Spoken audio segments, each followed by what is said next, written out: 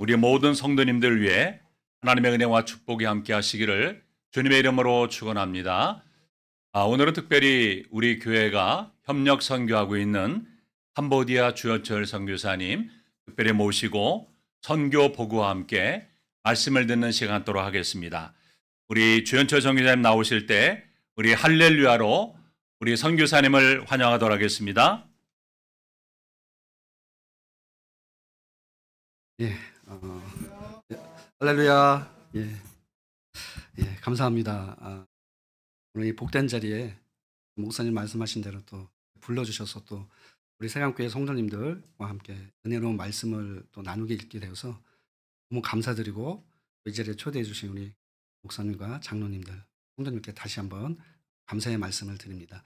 설교하기 전에 저희가 이제 영상으로 짧게 선교 보고를 좀 만들었습니다. 보시고 은혜 받는 그런 시간 되시길 바랍니다.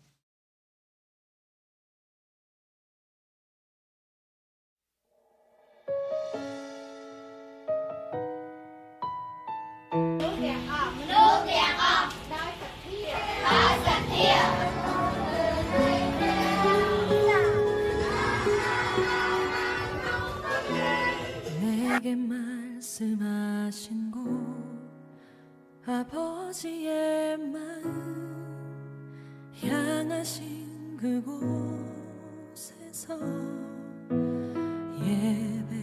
예배합니다. 찬양합니다. 그곳에서 그 땅을 만드신 분은 성령의 바람 나의 눈을 적시네. 내 노래 주를 예배하네. 하늘 가득히 주의 영광 선포되네. 주님 그 땅 회복시키시네. 나의 노래가 주를 향한 예배가 그 땅을 회복시키네. 생수의 강이 넘치네. 가라 하시네. 주님 명하신 그곳 내겐 두려움 전혀 없네. 성령이 나를 인도하네.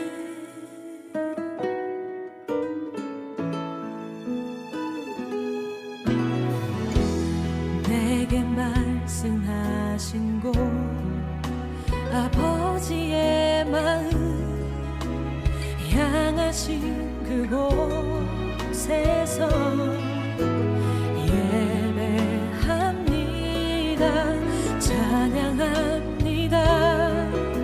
그곳에서 그 땅을 만드신 분은 성령의 바람 나의 눈을 적시네. 내 노래 주를 예배하네. 하늘 가득히 주의 영광 선포되네. 주님 그 땅 회복시키시네.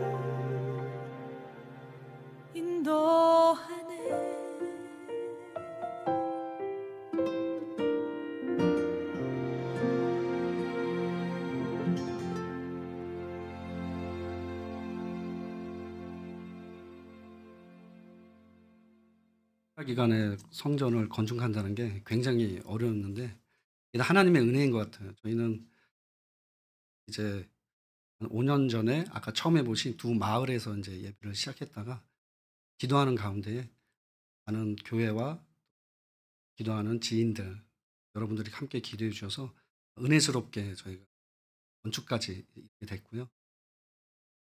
지금 이제 가면 할 일이 많습니다. 방과후 활동도 해야 되고 저희가 또 유치원 사역을 지금 준비하고 있는데 할 일이 많습니다. 그래서 교회를 세워서 끝나는 것이 아니라 이 교회를 통해서 하나님의 나라를 세워가는 데 쓰임받는 그런 교회가 될 수 있도록 우리 성도님들과 여러분들 함께 기도해 주시면 감사의 말씀을 하겠습니다. 오늘 이 본문의 말씀은 우리가 너무나 잘 아는 말씀입니다. 사도 바울이 이 세 번의 이 선교 중에 이제 1차 선교를 마치고 나서 이제 바나바와 함께 2차 선교를 이제 계획하고 준비해가는 그런 내용입니다. 첫 번째 지도를 참고해 보면요, 사도 바울이 2차 전도여행은 예루살렘을 시작으로 해서 안디옥으로 해서 마게도니아 지역을 돌아서 다시 예루살렘으로 돌아오는 그런 과정인데요. 바울이 왜 2차 선교를 가려고 하는가? 목적이 있습니다. 왜 세워진 교회들을 다시 돌아보고 다시 가려고 하는가? 목적과 이유가 있습니다.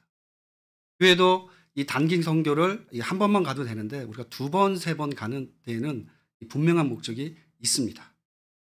오늘 사도행전 15장 36절 말씀 보시면 며칠 후에 바울이 바나바더로 말하되 우리가 주의 말씀을 전한 각 성으로 다시 가서 형제들이 어떠한가 방문하고자 하고 이렇게 말씀을 하고 있습니다. 그러니까 바울의 가장 중요한 목적이 뭐였냐면 사도 바울의 1차 전도 때 교회를 세웠어요. 그리고 그곳에서 신앙생활을 하다 보니까 누가 있었냐면 유대인들도 있었지만 믿지 않는 이방인들과 같이 신앙생활을 한 거예요. 그러면 유대인들에게 있어서 가장 중요한 게 뭐였죠? 할례가 있습니다. 할례와 그리고 율법을 지켜야만 됨 구원을 받을 수 있다는 그 원칙, 그 할례를 받지 못하면 구원을 받지 못한다는 그 원칙이 유대인들에게 있었어요. 그러다 보니까 같이 신앙생활을 하는 이방인들에게 있어서는 분쟁과 다툼이 있을 수 있습니다. 그래서 사도 바울이 나중에 세계 선교를 나가는 데 있어서 이 할례 문제가 없었다면 선교를 할 수 있을까요? 없을까요? 할 수 없습니다.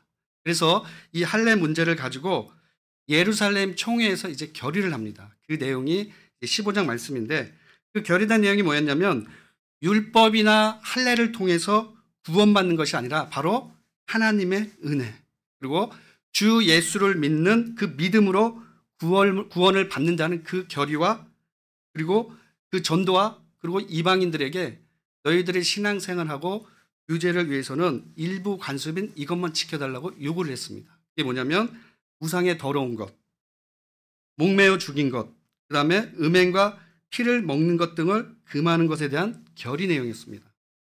이 결의 내용을 가지고 사도 바울은 이 2차 선교를 통해서 1차 선교에 세워진 이 교회에 전달하고자 하는 이 명분과 목적이 분명히 있었다는 겁니다.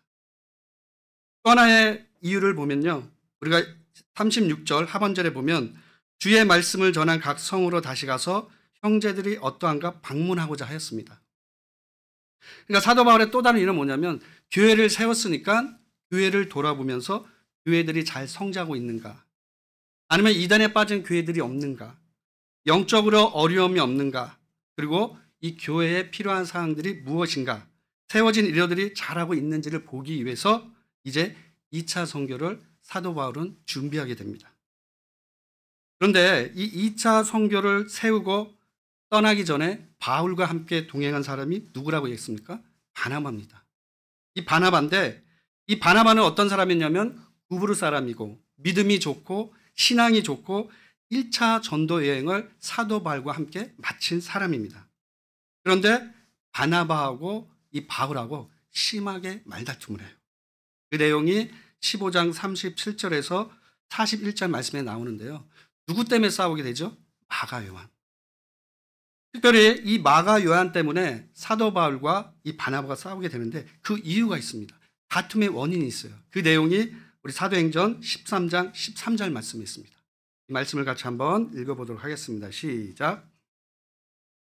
사람들이 바보에서 배를 타고 밤발리아 있는 버가에 이르니 요한은 그들에게서 떠나 예루살렘으로 돌아가고. 예, 지도를 두 번째 지도를 보시면 참고하시면 좋을 것 같은데, 싸웠던 이유가 뭐였냐면 이 바울 일행이 이제 1차 전도 여행을 막바지에 이르렀을 때 이 바보에서 배를 타고 밤빌리아에 있는 버가에 오는 것을 이루는데, 이 마가 요한이 성교가 얼마나 힘들었는지 갑자기 배를 타고 밤에 도망을 쳤습니다.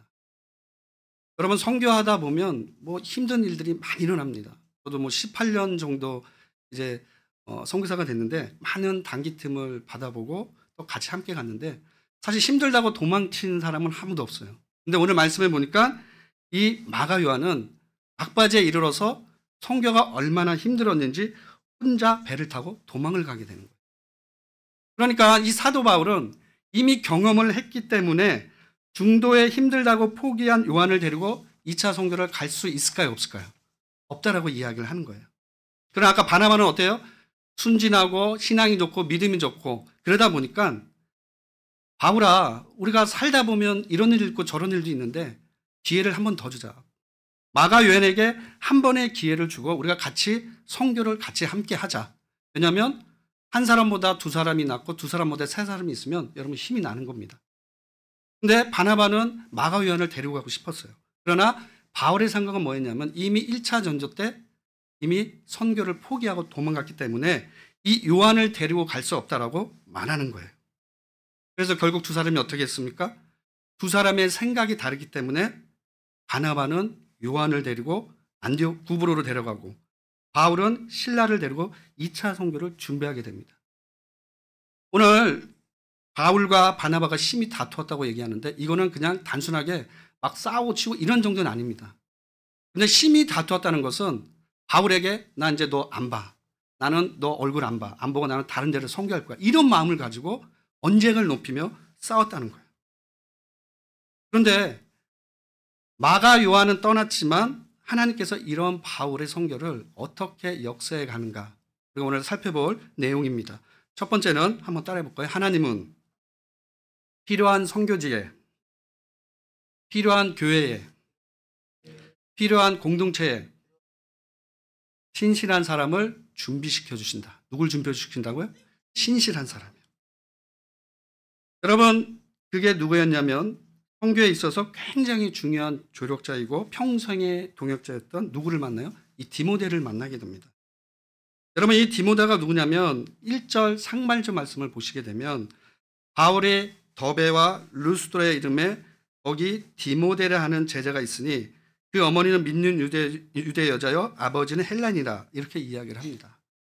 근데 여기 말씀해 보면 사도 바울이 디모데를 소개할 때 그냥 디모데가 아니라 디모데라 하는 누가 있다 그랬어요? 제자가 있다고 이야기했습니다. 그러면 이 제자는 헬라어로 마데테스라는 말인데 마음을 뺏긴 자 또는 스승의 삶을 따르고 예수님의 배우고 닮아가는 자를 제자라고 이야기를 하고 있습니다. 그러면 지금 디모데는 누구에게 마음을 뺏긴 거예요? 예수님에게 마음을 뺏긴 자입니다. 언제요? 바울이 1차 전도 때 바로 이 루스도라에서 바울을 만나고 예수님의 말씀을 듣고 신앙생활하면서 이미 순종하고 제자된 삶을 살고 있었다는 거예요. 이러한 디모데를 만나게 되니까 바울의 선교가 힘들까요? 안 힘들까요? 힘을 얻게 되는 거예요. 그러면 그 다음에 어머니는 누구라고 말합니까? 하반절에 보니까 어머니도 역시 믿는 유대인이라고 이야기를 하고 있습니다. 그리고 아버지는 헬란이라고 소개를 하고 있어요. 아버지에 대해서는 정확하게 많은 기록들이 남아있지 않지만 중요한 건 어머니가 어떤 어머니였다고요? 믿음이 좋은 어머니였다는 거예요. 한마디로 말해서 다문화 가정입니다. 제가 캄보디아에 살다 보니까 이 캄보디아에 이 한국인 남자분들과 그다음에 이 우리 현지인 자매인들과 이제 결혼을 해서 사는 분들을 많이 봅니다. 한인교회 가보니까 우리 한국분 남자 그다음에 부인은 캄보디아인인데 이 신앙생활을 얼마나 잘하는지 몰라요. 그러면 거기에서 신앙생활을 하고 같이 함께했던 자녀들은 어떨까요? 좋은 점이 있어요. 아버지가 한국인이기 때문에 아버지가 한국말을 잘하니까 자녀들이 어떻게 돼요? 한국말을 잘할까요? 못할까요? 잘하는 장점이 있어요. 어머니가 캄보디아 사람이니까 캄보디아를 잘할까요? 못할까요? 잘합니다. 때로는 아버지가 캄보디아를 못해도 자녀들이 다 통행을 해주는 장단점이 있어요. 그 말은 뭐예요? 어머니가 유대인이고 아버지는 헬라인이었지만 나중에 이 사도 바울이 이 디모데를 통해서 같이 선교를 다니면서 특별히 이 마게도니아 지역, 이 유럽 지역에 가서 바로 이 디모데를 통해서 도움을 받게 되는, 선교사에게 큰 일을 감당하게 되는 역할들을 감당하게 됩니다. 디모데후서 1장 5절 말씀에 보면 어머니에 대해서 또 이렇게 소개를 하고 있어요. 외조모는 로이스와 어머니 유닉에 특별히 거짓이 없는 믿음이 있음을 생각하라 그랬어요. 그러면 어머니가 어떤 믿음을 가졌다고요? 거짓이 없는 믿음. 그러니까 이러한 어머니 밑에서 신앙생활을 했던 이 디모데는 신앙이 좋을 수밖에 없는 거예요. 뿐만 아니라 아까 서두에도 말씀드렸지만 이 유대인들에게 있어서 가장 중요한 게 뭐라고 그랬죠? 지켜야 될 규례와 법칙이 할례입니다. 그런데 다행히 어머니는 믿는 어머니고 유대인이기 때문에 바로 이 디모데는 나중에 할례를 받음으로써 바울 선교에 있어서 유대인이나 이방인들에게 걸림돌이지 않고 선교를 하게 된다는 사실입니다. 여러분, 디모데는 또요, 이 복음을 듣지 못했던 이 잃어버린 영혼에 대한 눈물이 많은 사람이에요. 그러다 보니까 목자가 양을 생각하는 이 목자의 심정도 디모데에게 있었어요. 오늘 말씀에도 사람들에게 칭찬받는 진실하고 충성된 사람이라고 이야기를 하고 있습니다. 그렇기 때문에 이 사도 바울은 디모데를 단순히 뜻을 같이 하는 정도의 동역자가 아니라 얼마나 디모데를 아끼고 사랑했냐면요. 여러분, 사도 바울이 쓴 13개의 편지 중에 디모데와 함께 쓴 편지가 4통이 있습니다. 그게 고린도후서, 빌립보서, 골로새서, 이 빌레몬서 이 4통을 썼고요. 그다음에 이 모든 10개의 편지의 서두나 끝에 보면 디모데에게 편지하노라, 디모데에게 안부를 전하는 것을 볼 수가 있어요. 그리고 디모데에게 직접 쓴 편지가 2통이 있습니다. 그게 이제 로마의 감옥에서 나올 때 쓴 편지, 디모데 전서고요. 바울이 죽기 직전에 누구를 생각했냐면 디모데를 생각하면서 쓴 편지가 디모데 후서입니다. 여러분, 이게 뭘 말할까요? 이 바울은 이 디모데에 대해서 믿음의 동역자, 그리고 하나님의 사람, 그리고 내 사랑하고 신실한 아들이라고 말하고 있어요.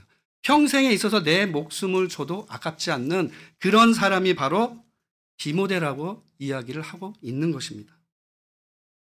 여러분, 우리도 마찬가지 아닐까요? 우리가 신앙생활을 하면서 또 우리가 이곳에서 예배하고 주님의 공동체 안에서 또 우리가 이 땅에 살아가는 모든 영역에서 내 삶을 누군가에게 나눠줄 수 있고 또 힘들고 어렵고 그럴 때마다 함께일 수 있는 그런 평생의 신실한 동역자가 있다면 여러분들에게 큰 축복이 되는 줄 믿습니다.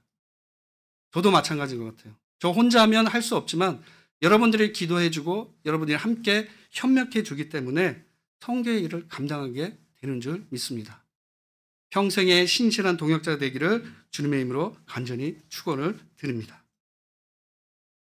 제가 선교제에 있을 때 많이 어려운 일이 있었어요. 그럴 때마다 이제 편지를 씁니다. 기도 편지도 쓰고 개인 카톡도 여러 가지를 보내는데 다른 거 없어요. 해줄 수 있는 말은, 그분들이 해줄 수 있는 말은 건 뭐였냐면 우리 선교지와 선교지 가정을 위해서 기도하겠습니다. 그것도 함께. 이 함께라는 말이 중요해요. 함께 기도하겠습니다. 하나님이 함께 하실 것입니다. 하나님이 모든 것을 해결해 주실 것입니다. 그래서 저희는 기도하는 동역자, 우리 가정을 위해서 함께하는 사람이 있다는 것에 감사함을 느끼고 있습니다. 여러분들도 저와 여러분들과 그런 동역자의 관계가 되기를 주님의 이름으로 축복을 드립니다. 자, 그런데 이 바울의 선교를 보게 되면 이 바울의 선교는 사람의 계획이 아니라 하나님이 인도해 주신다는 것을 우리가 알 수가 있습니다. 오늘 6절과 7절 말씀을 우리가 한번 보겠습니다. 6절과 7절 말씀 같이 한번 읽어보도록 하겠습니다. 성령이 아시아에서 말씀을 전하지 못하게 하시거늘 그들이 부르기아 라디아 땅으로 다녀가 무시아 앞에 이르러 비두니아로 가고자 했을 때 예수의 영이 허락하지 아니하는지라. 아멘. 바울의 2차 선교는 이 지금의 터키죠. 지금의 터키인 이 육로를 따라서 1차 선교 때 세운 교회들입니다. 부르기아와 갈라디아에 있는 이 비시디아 안디옥에서 이 소아시아죠. 거기에 가장 큰 이 도시였던 이 에베소로 가기를 원했던 거예요.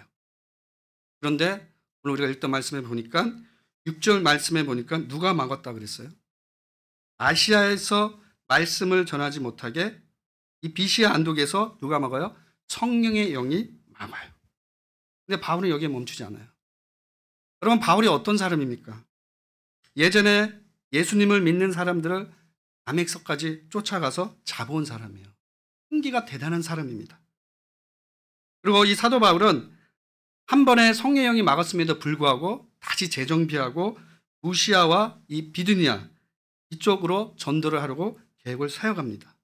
지도를 조금 보시면요. 이 바울은 밑으로 갈 수 없으니까 다시 어디로 가요? 위쪽으로 올라가는 거예요. 위쪽으로. 그런데 오늘 7절 말씀에 보니까 누가 다시 막았다고 얘기합니까? 예수님의 영이 나타나서 사도 바울을 막습니다. 위로도 갈 수 없고 아래도 갈 수 없고 옆으로 갈 수 없어요.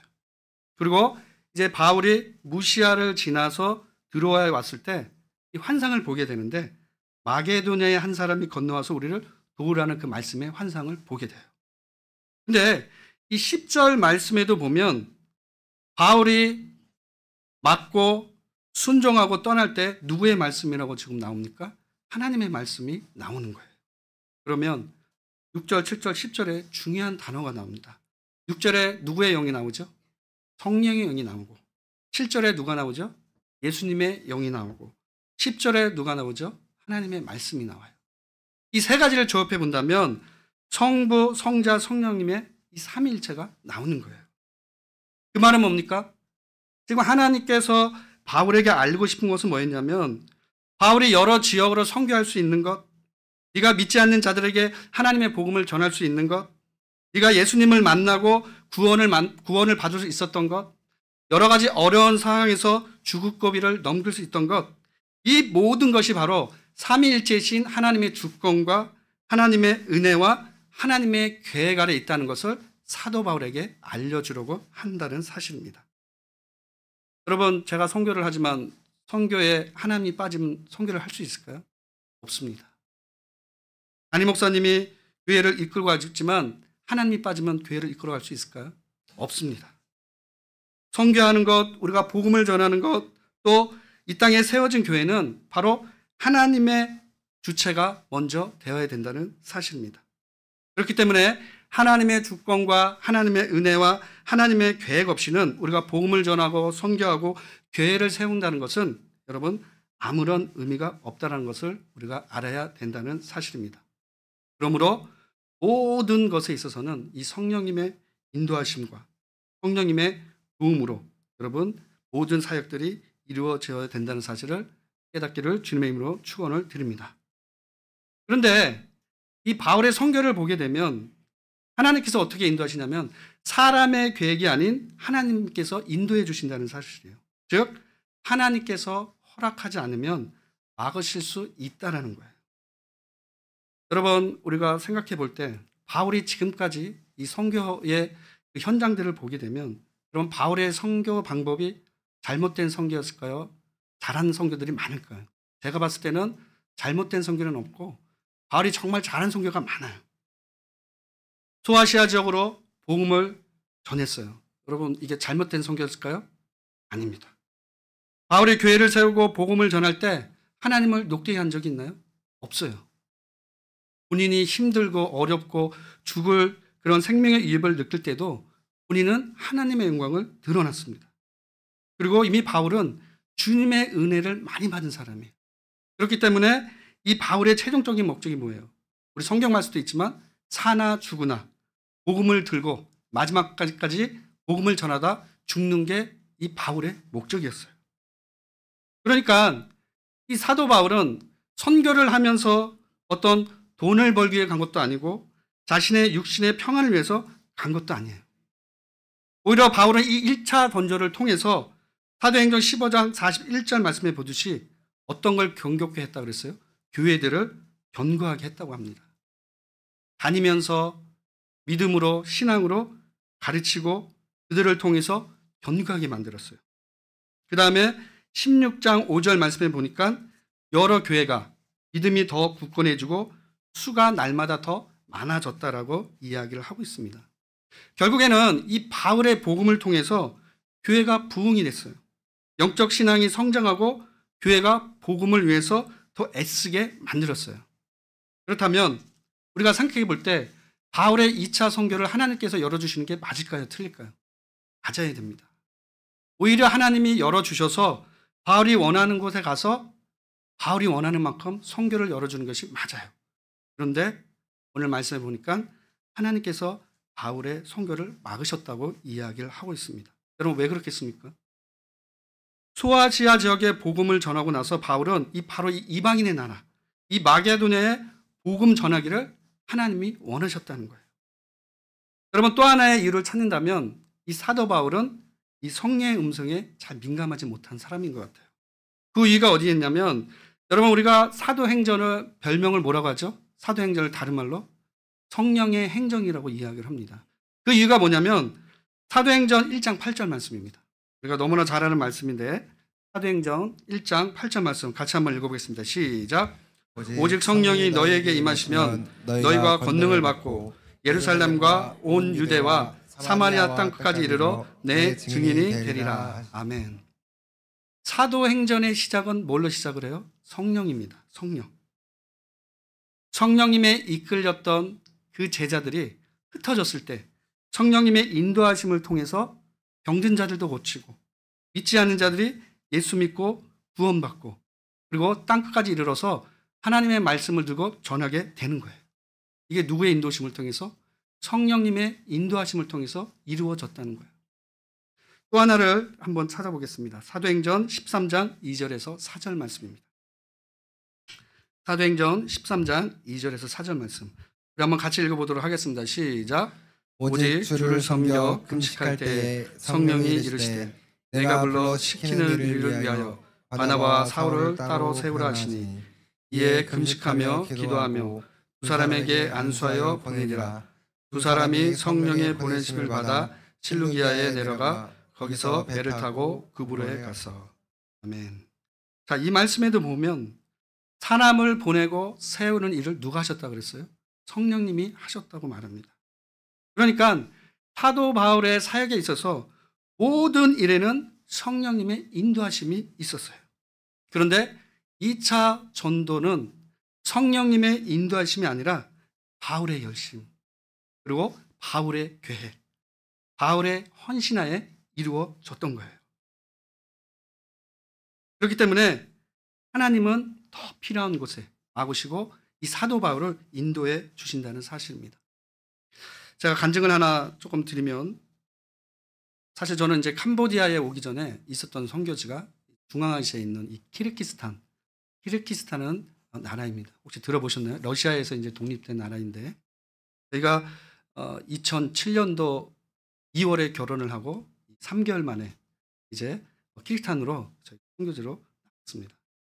이 키르기스탄은 어떤 나라냐면 고지가 한 1000m가 높은 거예요. 저희가 수도 비시케크에서 한 4시간 정도 또 차를 타고 이 탈라스라는 지역으로 이제 저희가 가게 됐는데 이 탈라스라는 지역을 가기 위해서는 이 고도가 높기 때문에 이 3000m 넘는 고지를 넘어서 이제 가야 됩니다.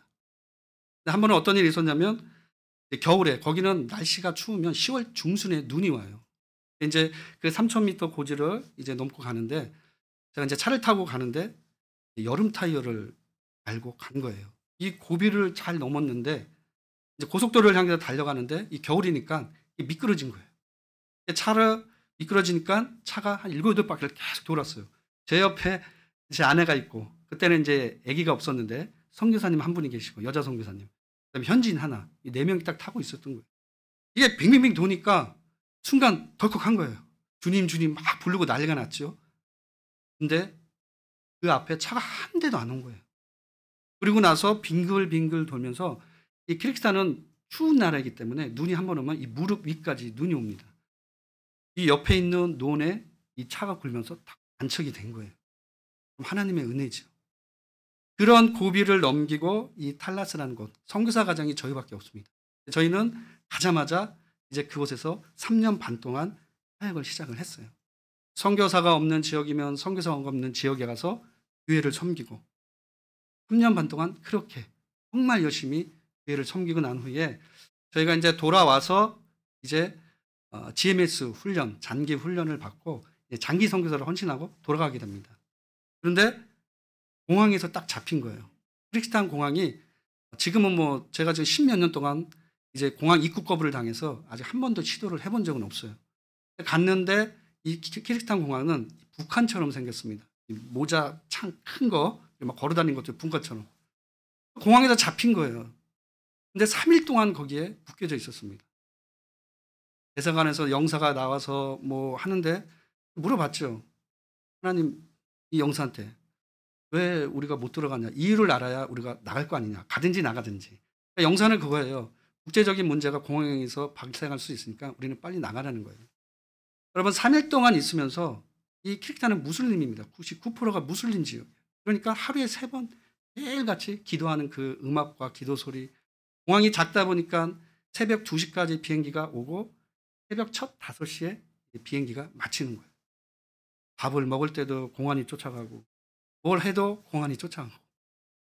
그리고 나서 이제 저희가 카자흐스탄 공항으로 비행기를 타고 갔죠. 근데 그때도 아침 7시 비행기를 타고 도착을 했는데 한국어라는 비행기가 11시예요. 밤 11시. 18시간을 대기하고 있는 거예요.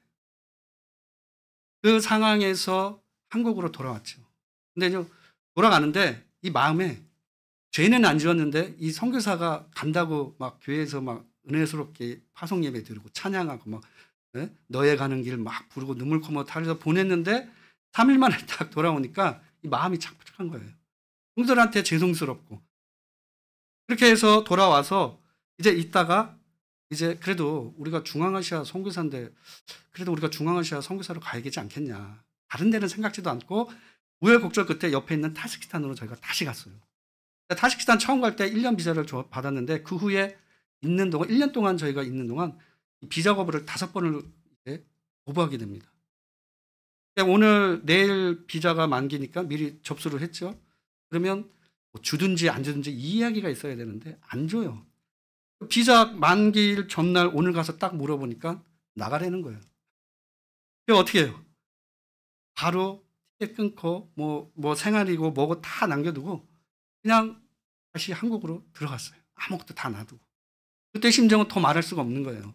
첫 번째도 그랬는데 두 번째도 이렇게 되니까 모든 것을 다 철수하고 그냥 가야 되는 그런 심정으로 나가게 되니까 마음도 착잡하고 그리고 믿음에 대한 부분도 좀 떨어지고 하나님의 원망도 생기게 되고 그렇게 해서 저희가 다시 한국으로 돌아와서 마지막이다. 한 번의 기회를 더 가자. 우리 3-4번이라고 하잖아요. 그래서 세 번째에 한 번 더 시도를 했어요. 우리가 마지막이다.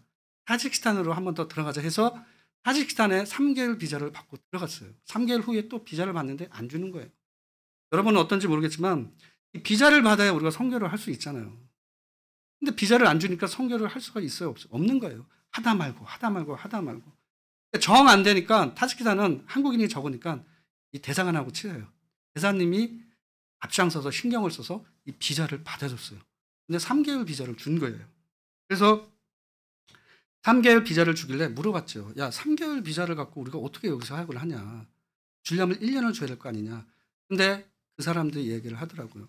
다 알고 있어요. 야, 너희들이 몇 년 전에 키르기스탄 공항에서 입국 거부 당하지 않았냐. 저희가 키르기스탄에서 쫓기는 이유를 나중에 알고 보니까 키르기스탄에 이 통일교가 들어와서 문제를 많이 일으켰습니다. 막 무슬림 지역인데 지역마다 가서 막 전도하고 그러니까 키르기스탄에서 통일교를 믿는 사람들은 다 추방을 시킨 거예요. 저희가 얼마나 선교를 잘했는지 모르겠지만 우리가 얼마나 잘했는지 이 키르기스탄에서 저희를 통일교 명단에 이름을 딱 올려가지고 추방을 시킨 거예요. 못 모르고 우리 아무것도 모르고 들어갔는데 들어가지 못했던 거죠.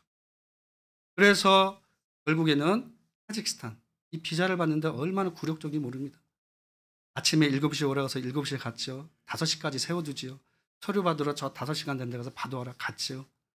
세상말로 하면 똥강아지 훈련 갔다 왔다. 이게 얼마나 사람을 미치게 하는지 몰라요. 그렇게 해서 한국으로 돌아오는데 마음이 더 찹찹하죠. 교회에서 두 번째 돌아가게 되니까 더 할 말도 없고 내가 선교사에 자질이 있나 없나 그런 생각도 들고 앞으로 어떻게 해야 될까 그런 고민을 가지고 한국에 돌아왔어요. 근데 전에 있는 전교회 이제 담임 목사님이 대장암으로 투병 중에 2달 만에 돌아가셨어요. 그때에 이제 담임 목사님께서 이 캄보디아에 우리 교회를 위해서 이 땅을 사고 세웠는데 그쪽으로 가는 게 어떻겠냐. 이 주신 거예요, 얘기를. 근데 갔다 와서 생각해 보니까 갈 마음이 없어요, 캄보디아는. 처음에는. 일단 환경도 다르고, 저희가 중앙아시아에서 6년 만을 사역을 했는데 캄보디아 가서 새롭게 언어도 해야 되죠. 캄보디아는 사계절이 덥습니다. 지금 40도래요. 제일 더운 데가 44도입니다. 벌레 많죠. 저희 아내가 벌레 별로 안 좋아하거든요. 도마뱀 이런 거. 벌레 많죠. 환경 다르죠. 먹고 자고 이게 너무 틀리고, 일단은 새로운 지역에서 6년 동안 있다가 새로운 곳에 가서 다시 새로운 것을 한다는 것은 이게 와닿지 않는 거예요. 그런데 우여곡절 끝에 한 교회와 함께 단기 선교를 간 거예요. 캄보디아로 정탐을 간 거예요, 저희는. 그때의 마음에 와닿는 게 있었어요. 선교지를 돌아보고 캄보디아 땅을 사역을 같이 하고, 아까 말씀드린 대로 전에 있는 교회가 세워졌던 그 사역지를 가보니까 너무 마음이 아픈 거예요. 첫째, 마음이 아픈 이유는 교회가 세워졌는데, 그렇다고 화려한 교회는 아닙니다. 캄보디아는 나무로 지은 교회예요. 지금은 뭐 건축을 했는데 조그만 나무로 지은 교회인데, 교회라고 세워졌는데 교회로서의 역할을 감당치 못하고 있는 거예요. 단기 선교가 왔다 갔지만 그때뿐이고, 가고 나면 이 교회의 역할이 안 되는 거예요. 뿐만 아니라 다른 선교사님이 와서 예배를 드려주고 가는 거예요. 거기에 마음에 감동이 되고, 무엇보다도 아이들이 이 예배를 드리러 막 뛰어오는데 눈물이 날 정도로 마음이 열려지는 거예요. 그때 깨달았어요. 하나님이 아직도 필요한 것이 있다. 여러분, 캄보디아는 이 선교사가 얼마나 많은지 모릅니다. 제가 이제 GMS 선교사인데, 우리 GMS 선교사 가정만 70가정이에요. 그러니까 교회 기타 교단들과 선교를 하면 저희 한인 선교사 등록이 한 1000명 정도 되는데 굉장히 많습니다. 그런 데를 가려고 하니 제가 마음이 있겠습니까? 없어요. 근데 마음이 열었다는 것은 가보니까 1000명이 되든 10,000명이 되든 그 땅에 아직도 하나님의 복음을 전하고 하나님의 교회를 세워서 해야 된다는 곳이 있다라는 거예요. 그러면 그 마음이 왔어요. 그리고 나서 돌아가서, 담임 목사님이 돌아가시고 나서 2년 동안 청빙이 하는데 2년 걸렸는데, 2년 동안 교회 사역을 하면서 이제 회복이 되는 거예요. 캄보디아에 대해서 기도하고, 캄보디아에서 연구하고, 그리고 선교사에서 어떻게 해야 되는지 2년 동안 사역을 하면서 영적으로 충전되고 또 육체적으로 회복이 되면서 이제 캄보디아에 대한 선교의 마음을 열고 가게 되는 거죠. 그러면서 하나님께서 왜 우리를 캄보디아로 보내셨는지 알게 되는 거예요. 여러분께 이렇게 길게 말씀드릴 이유는 뭐냐면, 내가 계획했던 것도 있었어요. 캄보디아로 가기 전에 중앙아시아 가서 더 열심히 하겠다는 계획. 근데 생각대로 되지 않았다는 거예요. 하나님의 뜻이 아니면 결국에는 하나님이 막으시고 다른 길로 인도해 주신다는 사실이에요. 오늘 바울의 말씀처럼 하나님은요, 가던 길도 멈추게 하시고 다른 방향으로 인도해 주신다는 사실입니다. 믿으십니까? 세계적인 선교사 리빙스턴이라는 선교사가 있습니다. 이 선교사는 원래는 중국으로 가려고 했어요. 근데 하나님께서 중간에 딱 막으시고 아프리카로 가서 평생을 그곳에서 선교의 삶을 보냅니다. 여러분, 우리가 잘 아는 인도의 아버지라고 불리는 이 월리엄 캐리. 이 월리엄 캐리의 최종적인 목적은 뭐였냐면, 남태평양에 있는 이 폴리의 섬에 가서 사역을 감당하는 거예요. 배를 타고 이미 항해를 하고 있어요. 근데 하나님께서 막으시고 중간에 가던 배를 돌려서 인도로 향하게 만드셨어요. 그리고 그곳에서 평생을 사역하며 보내주었다는 사실입니다. 그러니까 저도 생각해 보니까 끝까지 중앙아시아로 가려고 노력은 했지만 하나님께서 필요한 곳에 캄보디아로 인도해 주셨다는 사실입니다. 여러분, 우리의 인생도 마찬가지인 것 같아요. 여러분들 삶 가운데에 우리가 울고 웃고 또 참지도 못하고 힘써도 안 될 일들이 여러분 우리 안에 얼마나 많이 있습니까? 외도 그렇고, 또 부모들은 또 자식의 문제가 있을 것이고, 청년들에게는 직장의 문제가 있을 것이고, 또 개인의 문제, 여러 가지 삶 가운데에 우리 문제에 내가 계획하고 했던 대로 하려고 했는데 안 되는 일이 너무나 많습니다. 여러분, 그럴 때는 어떻게 해야 된다고요? 내 생각, 내 고집, 이것들을 하는 것이 아니라 오늘 바울을 멈추게 하셨던 것처럼 우리 일단 멈춰야 돼요. 그리고 멈추고 나서 아무것도 하는 게 아니라 하나님께 기도하면서 하나님이 어떻게 나를 이끌어 가시는지 그 하나님의 음성에 우리가 귀를 기울여야 된다는 사실입니다. 겸손한 마음으로 우리가 돌아가야 돼요. 하나님의 인도하심에 따라 우리는 가야 된다는 사실입니다. 여기 대부분 다 운전을 하실 텐데 자동차가 다 운전을 하고 가시다가 이 공사하는 공사 현장을 만나면 어떻게 되죠? 돌아가야죠. 거기서 공사가 끝날 때까지 기다리신 분은 없어요. 공사가 끝나기 전에도 우리는 후진해서 돌아갑니다. 마찬가지예요. 하나님이 때로는 막으시기도 하고 열어주시면 우리는 가면 되는 거예요. 막으면 막는 대로. 열어주시면 하나님이 열어주시면 가면 돼요. 왜요? 하나님은 우리가 계획하고 하려는 일에 대해서 평생 동안 막은 게 아니에요. 정말로 필요할 때 다시 열어주신다는 사실입니다.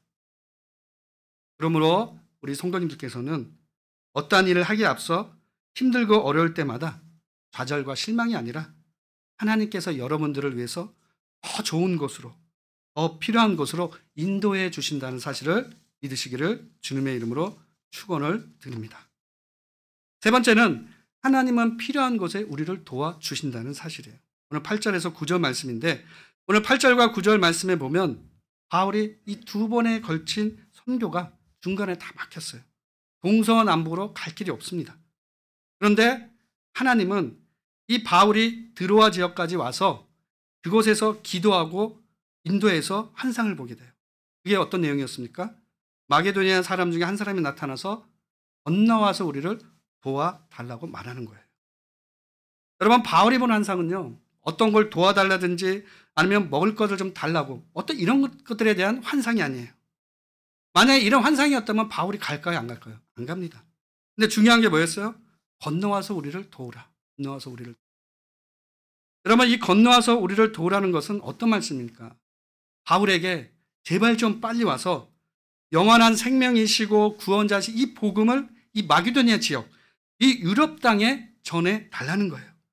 복음으로 죽어가고 있는 많은 영혼들을 살려달라고 이야기하는 겁니다. 복음의 절실히 필요한 곳에 와달라는 거예요. 왜요?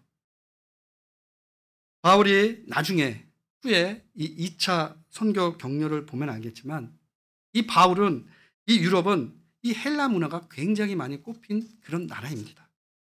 이성적이면서 과학적이고 또 체계적이면서 사람들의 지식이 높은 것이 바로 유럽입니다. 나중에 이 헬라 사상을 통해서 이 복음을 담는 이 그릇이 되고 그 다음에 복음이 퍼져나가는 곳이 되고 또 성경을 이해하고 해석하는데 이 헬라의 영향을 받게 됩니다. 그 당시에 그 사람들은 이 로마의 이 물질이라는 문명 속에서 풍요롭고 호화로운 생활을 했어요. 자신들이 알지는 못하는 신들을 섬겼습니다. 고린도라는 곳에 가보니까 신전에 몸을 파는 매춘부들이 있었어요. 제가 성지순례 이 터키를 다녀온 적이 있습니다. 졸업여행으로 다녀왔는데 에베소라는 곳을 가봤어요. 소아시아 지역 중에 가장 화려한 도시가 이 에베소입니다. 에베소도 화려한데 그 당시에 더 화려한 것은 바로 이 마게도니아 유럽 지역이에요. 아덴이라는 곳에 가보니까 이 세상의 온갖 쾌락과 이 모든 것을 추구하며 살아가요, 사람들이. 하나님을 알지 못하니까 누구를 섬길까요? 이단들, 거짓된 이단들, 우상숭배, 이 미신들이 유럽 땅에 얼마나 만연했는지 몰라요, 그 당시에. 그러니까 그 당시에 유럽은 이 소돔과 고모라와 같은 그런 온갖 죄로 물들어 있는 곳이에요. 영적으로 공황 상태에 있는 그런 곳이에요. 그들에게 필요한 건 뭐겠습니까? 돈과 쾌락이 아니에요. 유럽 땅에 절실하게 필요한 것은 바로 하나님의 말씀, 복음이었어요. 사람의 생명을 살리는 하나님의 말씀이에요. 그렇기 때문에 이 하나님은 잠시 동안 바울의 이 선교 계획을 마시고 영적으로 공하고 이 영적으로 죽어가고 있는 이 죽어가는 영혼들을 살리기 위해서 이 바울 일행을 이제 마게도니아 지역, 유럽으로 보내게 되었다는 사실입니다. 여러분, 마찬가지인 것 같아요. 교회가 이 단기 선교를 우리가 계속 보내죠. 단기 선교를 보내고 선교사를 보내고 우리가 협력하는 이유는요, 어떤 물질적이나 재정을 돕기는 것이 아니라 이 하나님의 마음이 있잖아요. 하나님을 알지 못하는 그 영혼들이 있기 때문에 우리가 선교를 가는 줄 믿습니다. 잃어버린 한 영혼이 바로 와달라고 손짓하기 때문에 그 죽어가는 영혼들을 살리기 위해서 우리가 가는 거예요. 그러므로 복음이 필요한 곳이 있다면 한 영혼이 손짓해서 우리에게 와달라고 한다면 우리는 선교하러 계속해서 나가야 되는 줄 믿습니다. 마지막으로 한 사람의 순종으로 말미암아서 유럽의 복음이 전해지게 돼요. 오늘 10절 말씀에 보니까 바울이 그 한상을 보았을 때 우리가 곧 마게도냐로 떠나기를 힘쓰니 이는 하나님이 저 사람들에게 복음 전하라고 우리를 부르신 줄로 인정함이나 이렇게 말씀하고 있습니다. 그러니까 이 마게도냐의 선교는 거창하게 시작된 것이 아니에요. 바울이 보았던 그 환상, 건너와서 우리를 도우라는 그 한 사람의 목소리예요. 만약에 바울이 이 본 환상에 대해서 디모데나 실라가 동의하지 않으면 그러면 한 사람이라도 소아시아에 가서 선교를 할 수가 없었을 거예요. 오히려 다툼이 일어났을 거예요. 선교는 어려웠을 거예요. 그런데 마음의 감동이 있었기 때문에 이 바울의 일행은 언어도 다르고 문화도 다르고 여러 가지 다른 그 상황 속에서도 이 유럽으로 순종하는 마음으로 들어와서 배를 타고 바로 유럽의 첫 관문이었던 이 빌립보로 선교하러 가게 되었다는 사실입니다. 뿐만 아니라 이 사도 바울은 이 빌립보에서 또 한 사람을 만나게 되죠. 이게 누굽니까? 14절에 보면 이 루디아라는 여인을 만나게 돼요. 14절에 보면 자주색 옷을 사서 파는 비단 장사였다. 이렇게 이야기를 합니다. 근데 중요한 거는 비단 장사가 중요한 게 아니라 하나님을 섬기는 사람이었다는 거예요. 루디아가.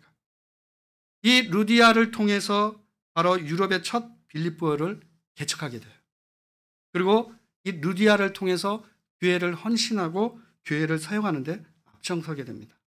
뿐만 아니라 이 사도 바울은 안식일에 이 기도 처서를 찾다가 루디아를 만나게 되고 또 성령의 감동이 되어서 열심히 복음을 전하다가 이 루디아가 이 바울의 말을 듣고 온 집안이 세례를 받게 되는 은혜를 받게 돼요.